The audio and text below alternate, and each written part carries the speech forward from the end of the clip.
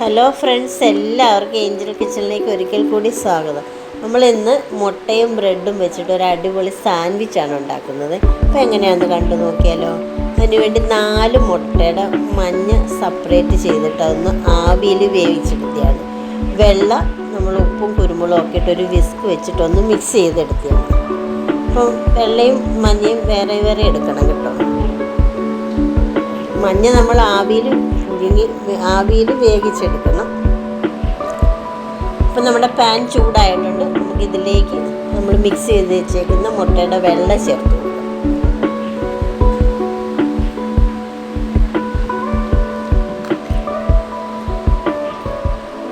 അപ്പം നമ്മുടെ മുട്ടയുടെ വെള്ള ചേർത്ത് കൊടുത്തിട്ടുണ്ട്.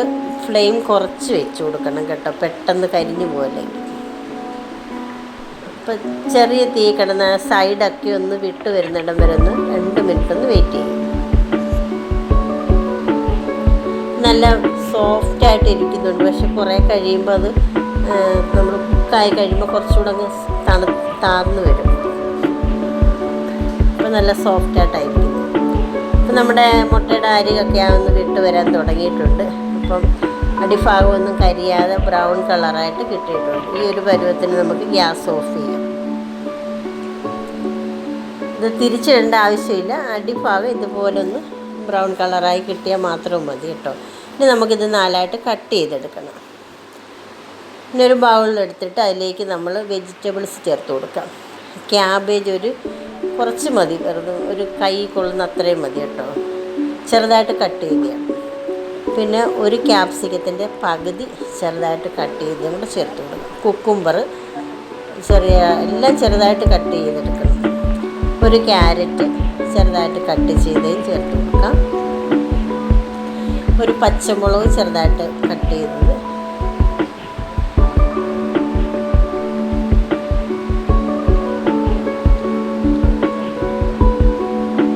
പിന്നെ നമ്മളെടുത്ത് വെച്ചേക്കുന്ന മുട്ടയുടെ മഞ്ഞയുണ്ടല്ലോ, അതൊന്ന് ഉടച്ച് ചേർത്ത് കൊടുക്കാം.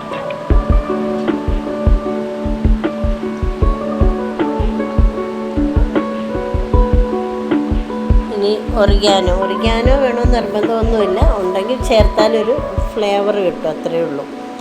അപ്പോൾ അതുകൂടെ ചേർത്ത് കൊടുക്കാം. ആവശ്യത്തിന് ഉപ്പുകൂടെ ചേർക്കാം. ഇനി നമുക്ക് ഒരു നാരങ്ങയുടെ പകുതി കുരു കളഞ്ഞിട്ട് അതിൻ്റെ നീരൂടെ ചേർത്ത് കൊടുക്കാം. ഈ നാരങ്ങ നീരിന് പകരം 1 ടേബിൾ സ്പൂൺ വിനാഗിരി ഒഴിച്ചാലും മതി കേട്ടോ.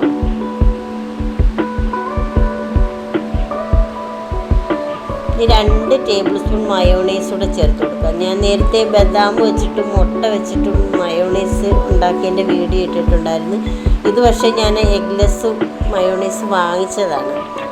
വാങ്ങിക്കുന്നതൊന്നും നല്ലതല്ല. നമ്മൾ എപ്പോഴും ഹെൽത്തി ആയിട്ട് ബദാമോ അല്ലെങ്കിൽ കാഷ്യൂനട്ടോ ഒക്കെ വെച്ചിട്ട് നമുക്ക് വീട്ടിൽ മയോണൈസ് ഉണ്ടാക്കിയെടുക്കാൻ പറ്റും. കുറച്ച് കുരുമുളക് പൊടിയും കൂടെ ചേർത്ത് കൊടുക്കാം.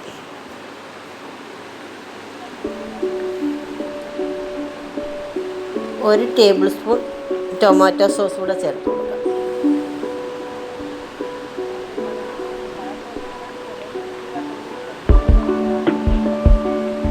ഇനി ഇതെല്ലാം കൂടെ നല്ലതുപോലെ ഒന്ന് മിക്സ് ചെയ്തെടുക്കാം. നമ്മുടെ വെജിറ്റബിൾസും മുട്ടയുടെ മഞ്ഞയും മയോണൈസും എല്ലാം കൂടെ നല്ലതുപോലെ ഒന്ന് മിക്സ് ചെയ്തെടുക്കാം. ഇനി നമ്മൾ നേരത്തെ മുട്ടയുടെ വെള്ള എടുത്ത് വെച്ചിട്ട് അത് 4ആയിട്ട് കട്ട് ചെയ്തെടുക്കണം കേട്ടോ. ഒരു ബ്രെഡിൻ്റെ ഷേപ്പിൽ കട്ട് ചെയ്തെടുത്തിട്ടുണ്ട്. 4 സാൻഡ്വിച്ചാണ് ഉണ്ടാക്കുന്നത്. അതിന് വേണ്ടി 8 കഷ്ണം ബ്രെഡ് എടുത്തിട്ടുണ്ട്. അപ്പം നമുക്കിത് ഒരു പാത്രത്തിലോട്ട് ഒരു പീസ് വെച്ചിട്ട് നമുക്കിതൊന്ന് സെറ്റ് ചെയ്തെടുക്കാം. അപ്പം ഞാൻ ചീസ് ചേർക്കുന്നുണ്ട്. ചീസ് വേണമെന്ന് നിർബന്ധമില്ല കേട്ടോ. ചീസ് ഉണ്ടെങ്കിൽ ചേർക്കാം. കുട്ടികൾക്കൊക്കെ ചീസ് ഇഷ്ടമാണെങ്കിൽ നമ്മുടെ വീട്ടിലുണ്ടെങ്കിൽ ചേർക്കാവുന്നേ ഉള്ളൂ. ഇല്ലാതെ നമുക്ക് ഉണ്ടാക്കിയെടുക്കാൻ പറ്റും. ഈ വെജിറ്റബിൾസ് ചേർത്താലും മതി. അപ്പോൾ ഒരു ബ്രെഡ് വെച്ചിട്ട് നമുക്ക് അതിൻ്റെ പുറത്തോട്ട് ചീസ് വെച്ചിട്ട് ഇതിന് മുകളിലേക്ക് നമ്മൾ മിക്സ് ചെയ്ത് വെച്ചേക്കുന്ന വെജിറ്റബിൾസ് ചേർത്ത് കൊടുക്കാം.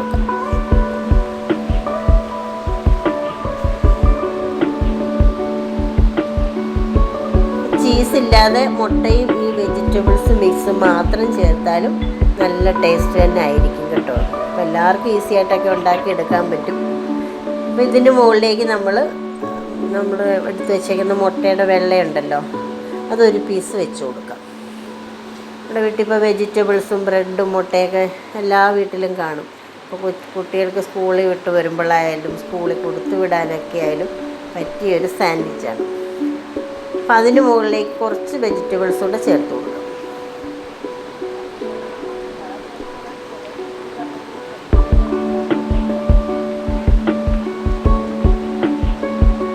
അപ്പോൾ ഇതിന് മുകളിലേക്ക് ഒരു ബ്രെഡ് കൂടെ വെച്ചിട്ട് നമുക്കൊന്ന് പ്രസ് ചെയ്ത് കൊടുക്കാം. അപ്പോൾ ഇതുപോലെ തന്നെ നമുക്ക് ബാക്കിയുള്ള 3 സാൻഡ്വിച്ച് കൂടെ സെറ്റ് ചെയ്തെടുക്കാം. അപ്പോൾ ഇങ്ങനെ വേണമെങ്കിൽ ഉപയോഗിക്കാം, പിന്നെ വേണമെങ്കിൽ ഒന്ന് റോസ്റ്റ് ചെയ്തുകൂടെ ഉപയോഗിക്കാം. അപ്പോൾ ഞാനൊന്ന് റോസ്റ്റ് ചെയ്താണ് എടുക്കുന്നത്. അപ്പോൾ നമുക്ക് ഇങ്ങനെ വേണമെങ്കിലും കഴിക്കാവുന്നതാണ് കേട്ടോ. 4 എണ്ണവും നമ്മളിവിടെ സെറ്റ് ചെയ്തിട്ടുണ്ട്. നമുക്കൊരു പാൻ ചൂടാക്കാൻ വെച്ചിട്ട് കുറച്ച് 1 ടീസ്പൂൺ നെയ്യ് ഒന്ന് ചേർത്ത് കൊടുക്കാം.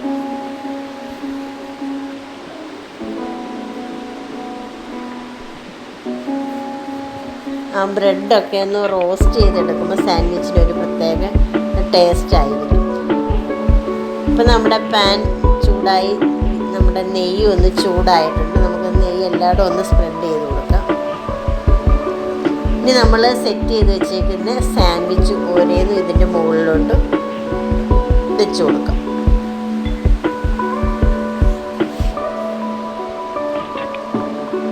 ഫ്ലെയിം കുറച്ച് വയ്ക്കണം, പെട്ടെന്ന് കരിഞ്ഞു പോകും ബ്രെഡൊക്കെ.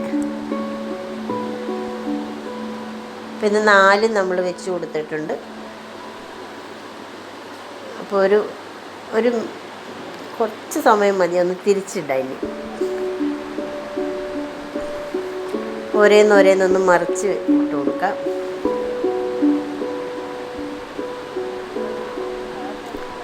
പതുക്കെ വേണം എടുത്ത് മറിച്ച്. അപ്പോൾ സൈഡൊന്ന് കരിഞ്ഞു പോയി, കാരണം നെയ്യെല്ലാം കൂടെ നടുക്കോട്ട് വന്ന് കിടന്നുകൊണ്ട് ആ സൈഡൊക്കെ ഒന്ന് ചെറുതായിട്ടൊന്ന് കരിഞ്ഞ് തുടങ്ങിയിട്ടുണ്ട്, എന്നാലും കരിഞ്ഞ് പോയിട്ടില്ല. അപ്പം നമ്മുടെ സാൻഡ്വിച്ച് ഇവിടെ റെഡി ആയിട്ടുണ്ട്. ഈ ഒരു പരുവത്തിൽ നമുക്ക് ഗ്യാസ് ഓഫ് ചെയ്തിട്ട് സെർവിങ് ഡിഷിലോട്ട് മാറ്റാം. വളരെ ഹെൽത്തിയും ടേസ്റ്റിയുമായൊരു സാൻഡ്വിച്ചാണ്. അപ്പോൾ ഈസി ആയിട്ട് നമുക്ക് കുട്ടികൾക്കൊക്കെ ഉണ്ടാക്കി കൊടുക്കാൻ പറ്റുന്നതാണ്. അപ്പം ബ്രെഡൊക്കെ കിട്ടുമ്പോഴും നമ്മുടെ വെജിറ്റബിൾസൊക്കെ വീട്ടിൽ തന്നെ കാണുമല്ലോ എപ്പോഴും. അപ്പോൾ എല്ലാവർക്കും ഇഷ്ടപ്പെടുന്നൊരു സാൻഡ്വിച്ചാണ്. ഇതെല്ലാവരും ഉണ്ടാക്കി നോക്കണം. അപ്പം ഞങ്ങളുടെ വീഡിയോ ഇഷ്ടപ്പെട്ടാൽ എല്ലാം ലൈക്ക് ചെയ്യണം, ഷെയർ ചെയ്യണം, സബ്സ്ക്രൈബ് ചെയ്യണം. തീർച്ചയായിട്ടും ഇതൊരു പ്രാവശ്യമെങ്കിലും ഉണ്ടാക്കി നോക്കണം. അപ്പോൾ എല്ലാവർക്കും ഇഷ്ടപ്പെടും. അപ്പോൾ മറ്റൊരു വീഡിയോയുമായി വീണ്ടും കാണാം. Okay, thank you.